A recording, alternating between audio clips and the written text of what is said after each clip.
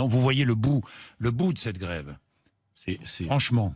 C'est les cheminots qui vont décider en fonction des résultats obtenus, la façon dont ils réagiront. Mais pour l'instant, je vous le dis solennellement, on est loin d'une sortie de grève.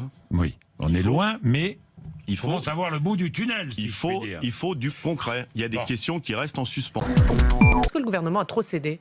Ah non, pas du tout. Le gouvernement a tenu sur les grandes lignes, sur les grandes orientations de la réforme.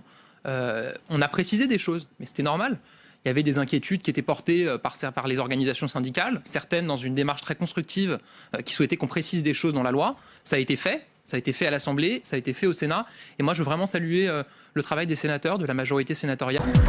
La France, elle prend plus que sa part, au sens où elle est engagée sur le théâtre libyen pour stabiliser la situation, au sens où nous sommes engagés à accueillir sur 3 ans 10 000 personnes éligibles au droit d'asile, justement grâce à ces missions qui sont conduites avec le Haut Commissariat aux réfugiés, directement dans des pays de transit, pour leur éviter cette traversée de la mort. Donc la France, elle agit, elle n'est pas inerte. Je pense que la France fait aussi sa part d'accueil des migrants. Moi, d'abord, je voudrais avant tout commencer à saluer le courage de l'Espagne dans ce